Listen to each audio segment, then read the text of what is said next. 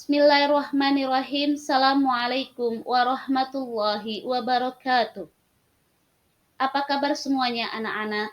Semoga kita dalam keadaan sehat dan dilindungi oleh Allah Subhanahu wa taala. Hari ini kita akan membahas tentang thaharah. Kompetensi dasar dari materi ini yang pertama menganalisis tentang thaharah dengan himpunan putusan tarjih. Yang kedua, mempraktekkan kaifiyah thaharah sesuai dengan himpunan putusan tarjih. Adapun tujuan pembelajaran thaharah, yang pertama, dengan penuh kesadaran mampu melaksanakan mandi besar setelah mengalami hadas besar.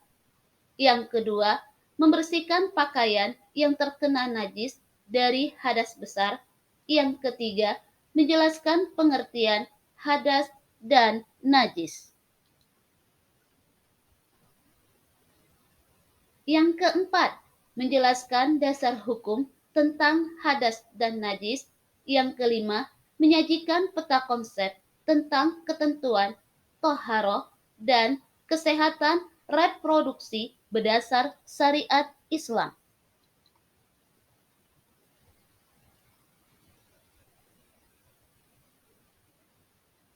Pokok bahasan dari thaharah atau bersuci, yang pertama, definisi thaharah, hadas dan najis. Yang kedua, pembagian thaharah. Yang ketiga, macam-macam najis dan hadas.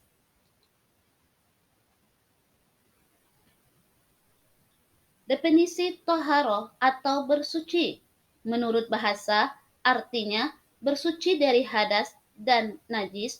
Menurut istilah adalah menghilangkan hadas, najis, dan kotoran dari tubuh yang menyebabkan tidak sahnya ibadah lainnya, menggunakan air atau tanah yang bersih.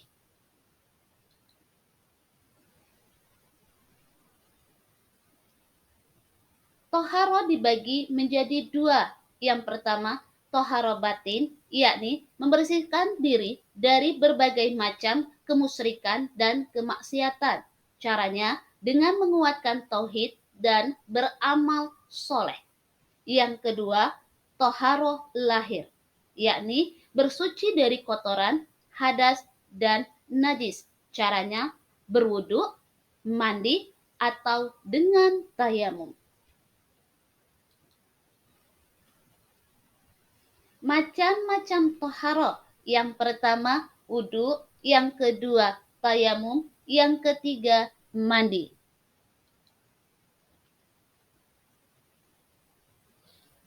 Definisi najis. Najis adalah segala kotoran seperti tinja, kencing, darah, termasuk nanah, daging babi, bangkai, kecuali bangkai ikan, belalang, dan sejenisnya, liur anjing, mazi, wadi, dan semacamnya.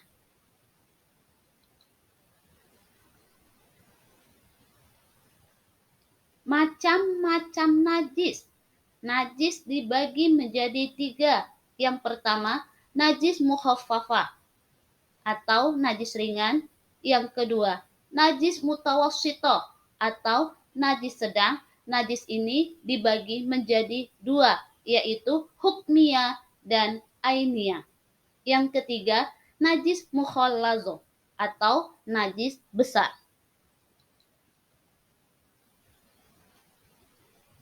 Definisi hadas dan macamnya. Hadas adalah sesuatu yang diperbuat oleh anggota badan yang menyebabkan ia terhalang untuk melakukan sholat. Hadas terbagi menjadi dua macam. Yang pertama, hadas kecil. Yang kedua, hadas besar. Macam-macam air. Pertama, air yang dapat digunakan untuk bersuci, yakni satu, air mutlak, yaitu air yang suci lagi mensucikan. Contohnya, air mata air sungai, zam-zam, air hujan, salju, embun, air laut. Kedua, air mustakmal, yaitu air yang telah digunakan untuk wudhu dan mandi. Kedua, air yang tidak dapat digunakan untuk bersuci. Antara lain, pertama, air mutanajis, yaitu air yang sudah terkena najis, kecuali dalam jumlah yang besar, yakni minimal 2 kula, atau sekitar 500 liter irak, dan tidak berubah sifat kemutlakannya, yakni berubah bau, rasa, dan warnanya. Yang kedua, air suci tetapi tidak dapat mensucikan, seperti air kelapa, air gula, teh atau kopi, air susu, dan semacamnya.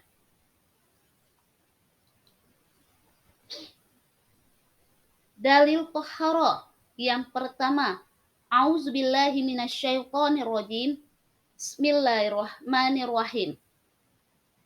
La yakbalullahu salata ahadikum iza ahdasa hatta yatawaddo'a. Artinya, Allah tidak menerima sholat salah seorang kamu bila berhadas sampai berwudu. Hadis riwayat Al-Bukhari, Muslim, Tirmizi, Abu Daud, dan Ahmad. Yang kedua, miftahus sholatit tuhur. Artinya, kunci sholat itu adalah suci. Hadis riwayat Tirmizi, Ibnu Majah, Ahmad, Ad-Darmiri, dan dari Ali bin Abi Thalib radhiyallahu anhu.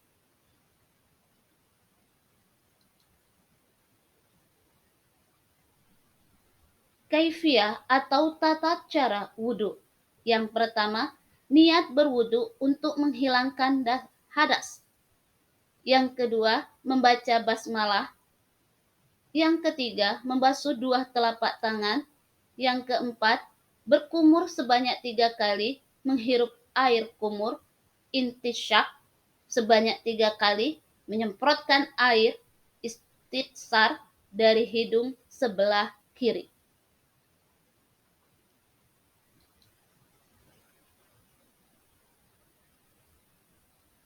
5. Membasuh muka sebanyak 3 kali.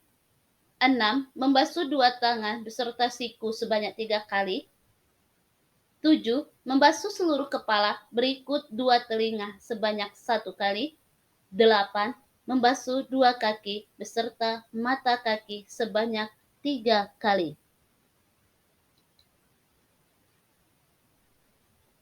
Mandi yang sempurna. Yang pertama, mencuci tangan terlebih dahulu sebanyak 3 kali sebelum tangan tersebut dimasukkan ke dalam bejana atau sebelum mandi.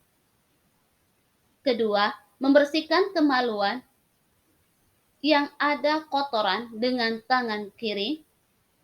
Yang ketiga, mencuci tangan setelah membersihkan kemaluan dengan menggosokkan ke tanah atau dengan menggunakan sabun.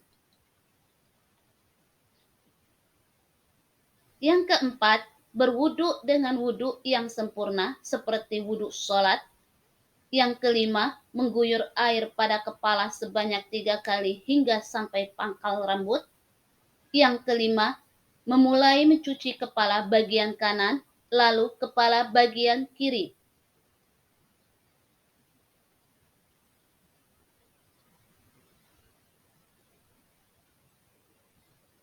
Yang ketujuh, menyelah-nyelah rambut. Yang kedelapan, mengguyur air pada seluruh badan, dimulai dari sisi yang kanan, setelah itu sebelah kiri. Sekian, demikianlah materi kita hari ini. Terima kasih. Assalamualaikum warahmatullahi wabarakatuh.